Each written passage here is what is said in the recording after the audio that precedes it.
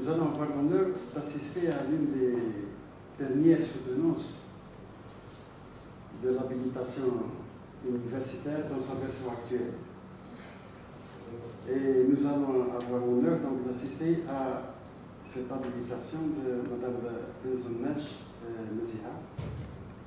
Madame, nous vous donnons entre 30 et 40 minutes pour exposer votre problème.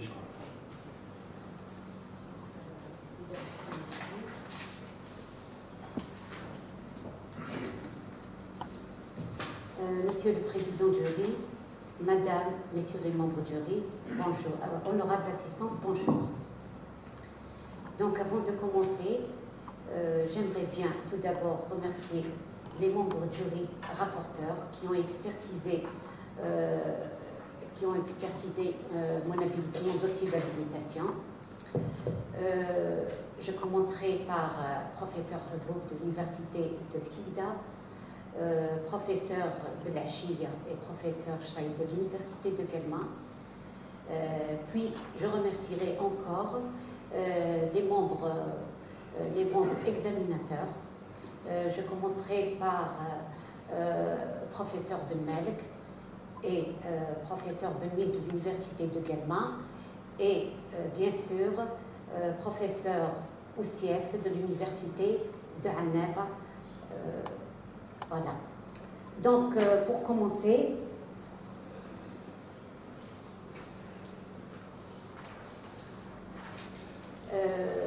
j'ai opté pour mon exposé, j'ai opté pour le plan suivant. Donc, je vais commencer par vous donner l'ensemble des diplômes et carrières universitaires, puis je suivrai par les activités pédagogiques et encadrement. Et ensuite, ce sera l'élaboration d'un polycopier de cours, les activités de recherche, les productions scientifiques et à la fin, je terminerai par quelques perspectives de recherche.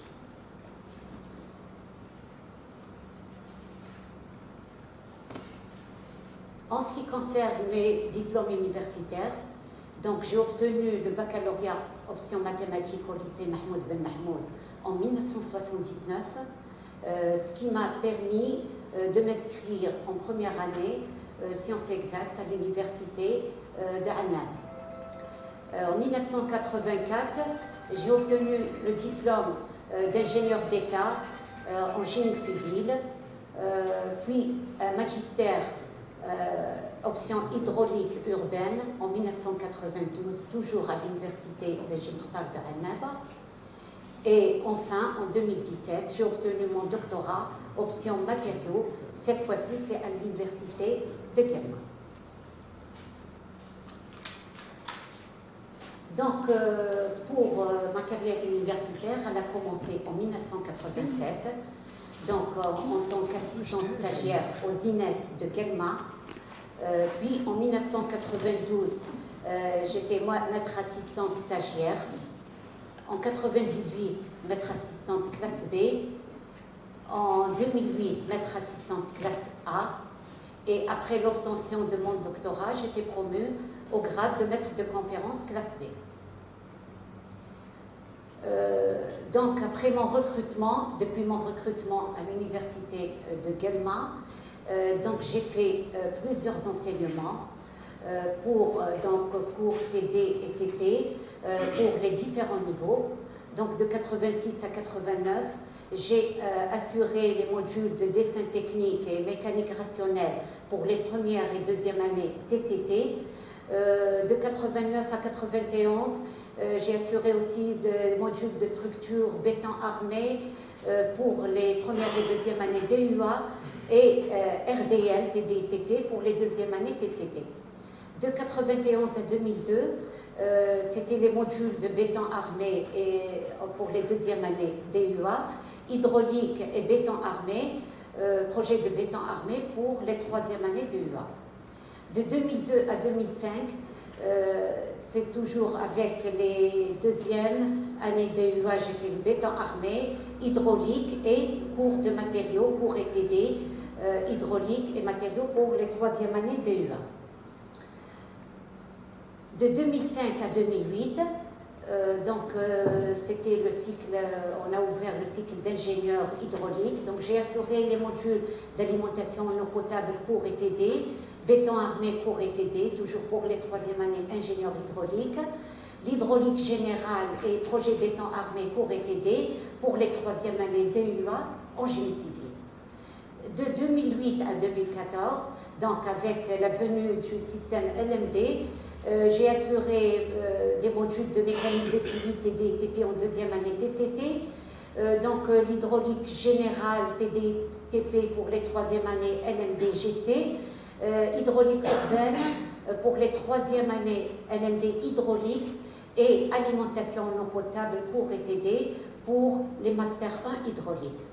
De 2014 à 2016, j'ai fait l'hydraulique générale, toujours j'ai terminé avec l'hydraulique générale en 2e année LMD, alimentation en eau potable pour les 3e années, toujours en hydraulique, et traitement et alimentation en eau potable pour les Master 1 hydraulique.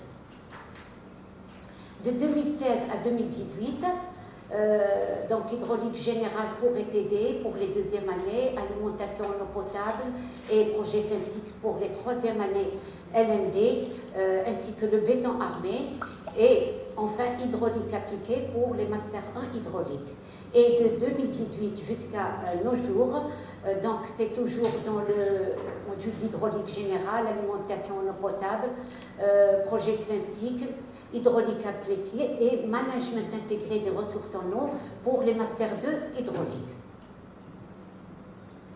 En ce qui concerne les encadrements, j'ai fait à peu près 20 PFE, j'ai encadré 20 PFE. Dans l'ancien système, c'était 4 en ingénieur d'État en hydraulique, 8 ingénieurs et entre ingénieurs et DUA en génie civil, et 8 dans le master hydraulique urbain. Donc ce tableau résume à peu près les 10 dernières années selon les thèmes que j'ai proposés. Ça varie entre l'alimentation en eau potable, la protection des conduites contre les variations de pression, les traitements des eaux dans les stations de traitement, la conception et calcul des systèmes d'alimentation en eau potable, les simulations par des logiciels et le dessalement de l'eau de mer.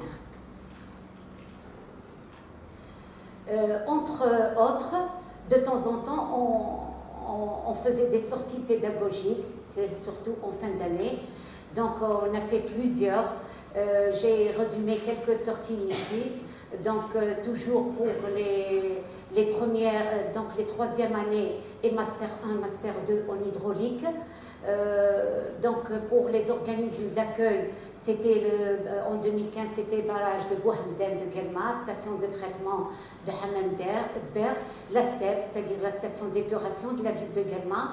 En 2016, c'était la même chose, barrage, station de traitement de Hammam Dber. Et en 2017, c'était le barrage de Zeblaza de Skikda et la STEP de Guelma. Donc, l'ensemble des enseignements donnés pendant mon cursus m'a permis de faire un polycopié de cours dédié aux étudiants de 3e année LMD, intitulé Alimentation en eau potable. Ce résume, le cours est formé de 5 chapitres. Le premier chapitre, c'est on discute généralement des schémas des distributions d'eau. Le chapitre 2, ça se rapporte à l'estimation des besoins en eau potable. Le chapitre 3, c'est le calcul et des adductions des eaux. Le chapitre 4, c'est la même chose, c'est le calcul des réservoirs. Et enfin, le chapitre 5, c'était la conception et calcul, vérification des réseaux de distribution. En parallèle aux enseignements donnés, j'ai fait des travaux de recherche. Ces travaux de recherche, on peut les partager en deux. C'était des travaux pendant la thèse et des travaux postdoctoraux. Pour les travaux de thèse, j'ai fait un sujet dont le thème est intitulé « Caractérisation mécanique des bétons polymères à base de résine renforcée par des granulats », sous la direction du professeur Bezès et que je tiens à remercier. Et si vous voulez, la conception de cette recherche se base généralement sur la valorisation des résidus industriels, la protection de l'environnement, la préservation des ressources naturelles et l'économie. Les objectifs visés par ce travail sont en deux volets. Le premier volet, c'était l'élaboration d'un micro-béton polymère à base de résine, dans lequel on incorporait de la poudre ou la déchet de poudre de marbre, ainsi la substitution d'un sable commercialisé par un déchet de sable de carrière local. Et le deuxième volet, ça se rapporte à l'optimisation des formulations, donnant les meilleures caractéristiques mécaniques en statique et bien sûr la meilleure formulation, on l'a traitée en fatigue cyclique. Donc pour l'élaboration de ce matériau, donc on avait besoin, bien sûr, on a utilisé la résine polyester, la poudre de marbre, les grains de sable commercialisés et aussi un sable de carrière qu'on a récupéré. Donc c'était la base ou bien les constitutions de ce type de béton. Donc en tout, on a élaboré 14 formulations et avec un taux de résine constant de 14%. Et la variation du taux de sable, ça varie de 0 à 86, que ce soit en sable de carrière ou bien un sable commercialisé. Et la poudre de marbre, elle varie de 86 à 0. C'est-à-dire, quand on n'utilisait pas du sable, on doit utiliser 86% de marbre. Et l'inverse, donc on faisait varier le taux du sable et de la poudre de marbre tout en retenant constant la résine. Donc ici, c'est les échantillons élaborés avec les différentes formulations. Donc les échantillons élaborés ont été, si vous voulez, faits à l'essai de flexion 3 points. Donc ici, c'est les résultats des essais en statique. Donc les essais en statique. En commentant ce tableau-là, donc par exemple pour G16 M70, on avait 32,89 mégapascales pour la contrainte. Pour GC60 M26, 37,98. Et pour des échantillons qui étaient élaborés uniquement avec du sable, c'est-à-dire zéro marbre, la contrainte, elle était seulement de 12,5, de 12 à 12,5. Donc ici, c'est la représentation, si vous voulez, graphique des résultats obtenus, c'est-à-dire contrainte en fonction des différentes formulations. Donc ici, on a fait l'étude de la porosité, bien sûr, elle est essentielle pour les matériaux. Donc ici, cette figure, elle représente la variation de la porosité en fonction de la contrainte de flexion. Donc on voit bien que quand la porosité, elle est grande, donc la contrainte, elle est faible. Et avec la diminution de la porosité, la contrainte, elle augmente. C'est-à-dire avec l'incorporation de la poudre de marbre, ça a vraiment amélioré la résistance des échantillons. Donc, des petites conclusions, si vous voulez, pour ces essais-là, statiques. Donc, la substitution de 26% de sable commercialisé a donné une augmentation de 202% pour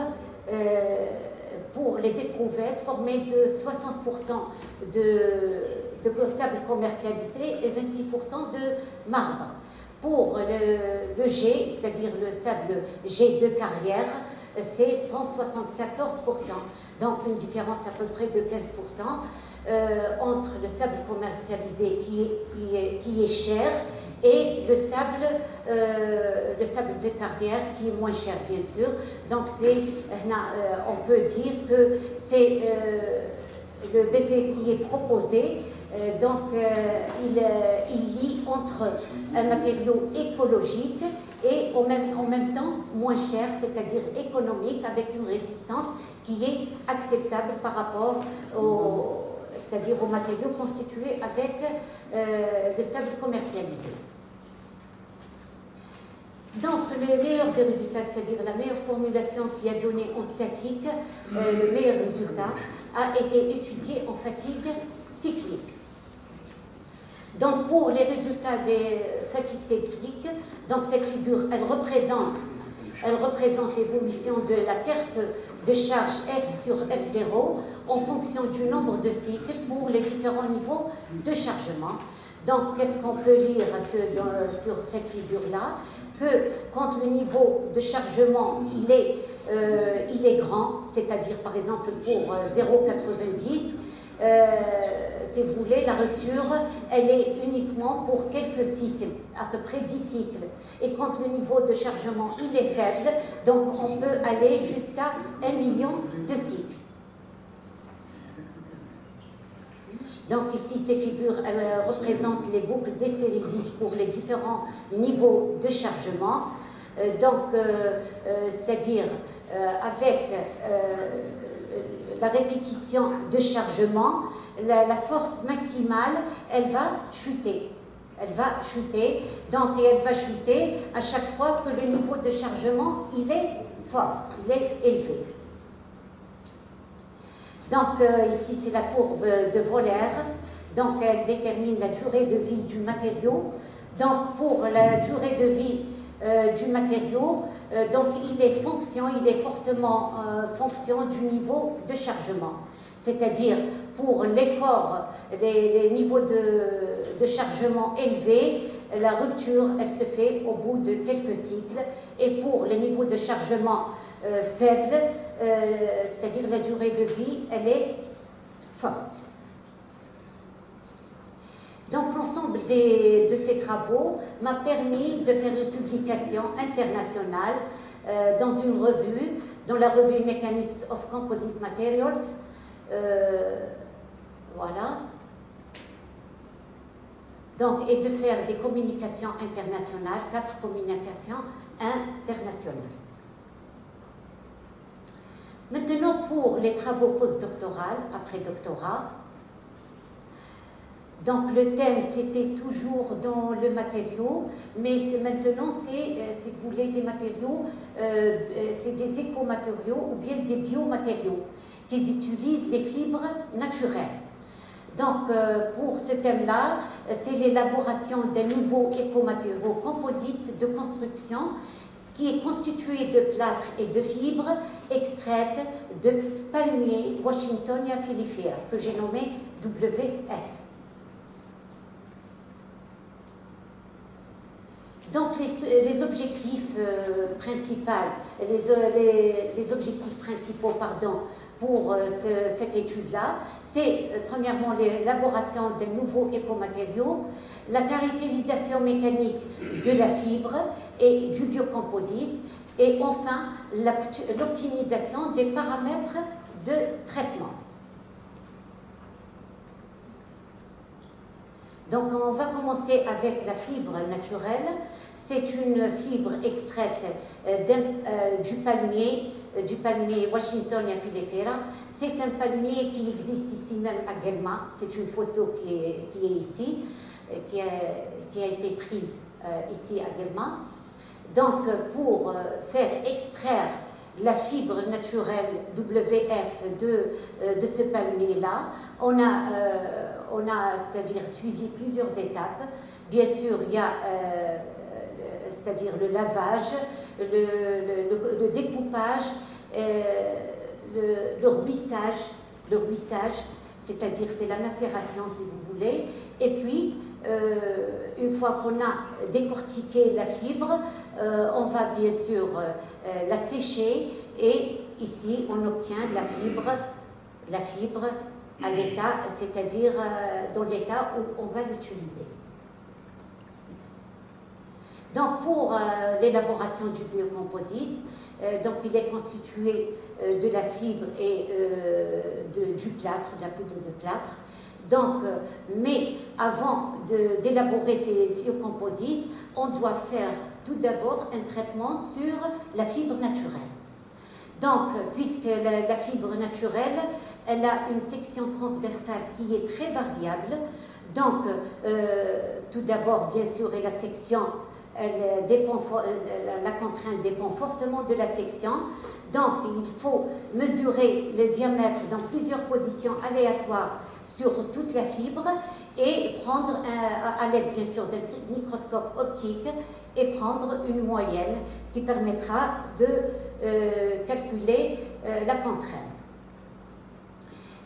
Donc la fibre, justement, la fibre WF, ou bien les fibres, pardon, pour fibre avec S, fibre WF traitées, elles sont traitées avec le bicarbonate de sodium pour des concentrations de 5, 10 et 20%, et pour un temps de traitement de 24, 72, 68 et 240 heures. Donc le but de ce traitement, c'est afin d'améliorer l'état de surface de la fibre, c'est-à-dire permettre une bonne adhérence entre la fibre et la matrice de plâtre. Donc une fois le traitement a été fait, bien sûr, donc pendant ces temps-là, donc on les lave par la suite, on les retire, on les lave avec l'eau distillée et on les passe au four pendant 24 heures à une température de 50 degrés. Donc les fibres récupérées seront coupées de 20 à 30 mm et incorporées dans la matrice de plâtre avec un taux de 2%.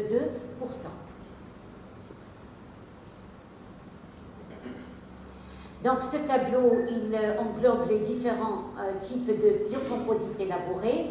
Donc c'est la variation bien sûr du taux, de la concentration du bicarbonate de sodium entre 0, c'est-à-dire il n'y a pas de traitement, et jusqu'à 20%. Et le temps entre 0 et 240 heures, par exemple ici, c'est-à-dire c'est un biocomposite qui est constitué avec le plâtre, les fibres WF non traitées. Et pour les autres, on fait varier le temps et la concentration de traitement. Donc pour la caractérisation mécanique, on a fait deux caractérisations. Une caractérisation par essai de traction pour la fibre WF et une caractérisation en flexion 3 points du biocomposite.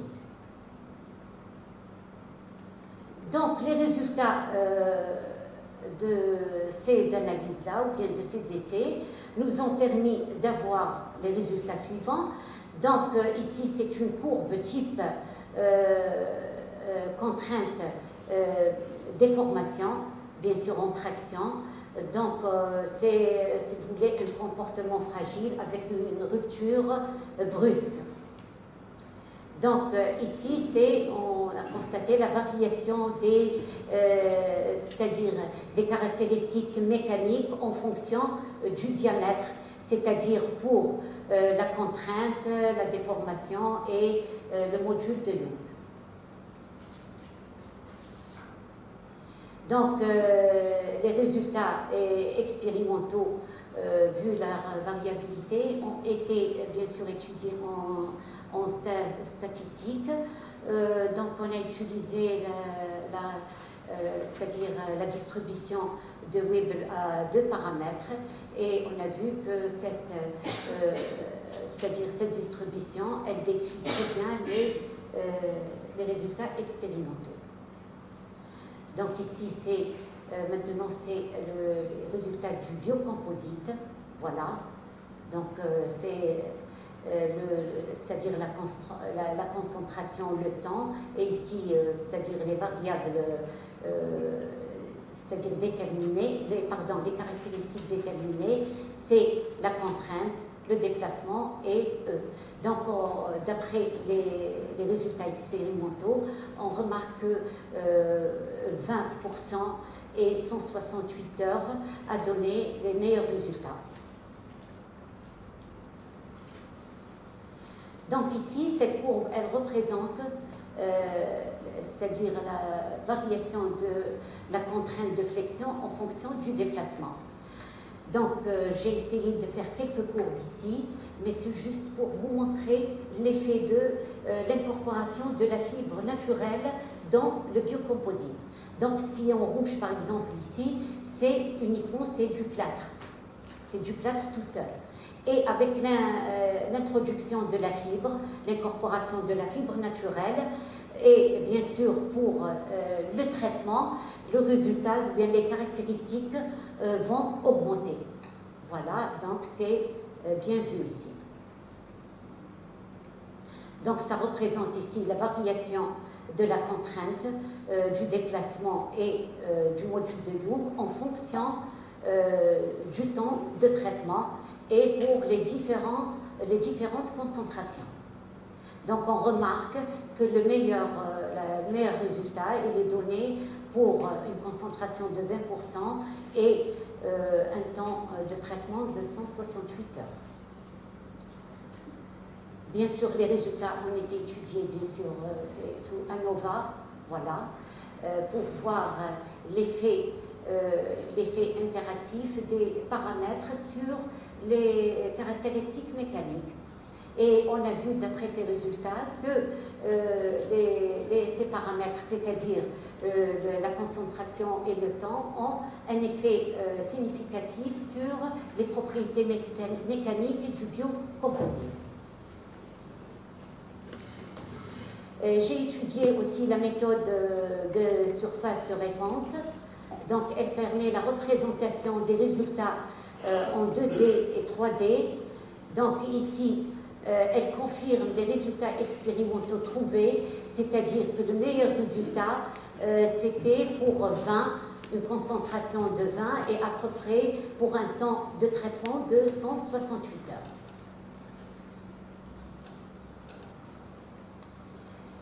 Donc, l'optimisation de ces résultats aussi ont donné des résultats à peu près de 20 et 168, ce qui est en concordance avec les résultats expérimentaux. Donc, tous ces travaux m'ont permis de faire une publication internationale dans la revue Journal of Building Engineering. Donc, c'est Improving the Mechanical Performance of Biocomposite Plaster Washingtonia Peripheria Fibers using the RSM method. J'ai eu d'autres travaux, bien sûr, en co-auteur, d'autres publications en co-auteur, et c'est des travaux qui se rapportaient donc à la réparation des poutres préfissurées, voilà, avec des matériaux composites, comme la fibre de verre, de carbone, etc. Aussi, j'ai fait des communications nationales, où je me présente comme essentiel et comme co-auteur, voilà, et ça se rapporte toujours dans les fibres naturelles, l'utilisation des fibres naturelles dans le béton polymère ou bien dans le béton, c'est-à-dire dans les matrices de plâtre. Donc aussi, il y a des de communication internationale. Et enfin, pour le projet de recherche, donc j'étais membre de recherche, si vous voulez, dans un projet intitulé « Étude du comportement et de l'endommagement des structures poteaux-poutres renforcées par des matériaux composites et des bétons polymères ». Donc, en guise de perspective, peut-être que j'essaierai d'explorer de nouvelles fibres naturelles afin de réaliser de nouveaux écomatériaux, essayer d'autres traitements de fibres afin d'améliorer l'adhérence fibre-matrice, comme par exemple le NaOH, l'étude du comportement thermique des biocomposites, il est très important, et l'étude de la durabilité des nouveaux biocomposites. Donc, sur ce, je tiens à vous remercier et je vous rendrai la parole, Monsieur le Président.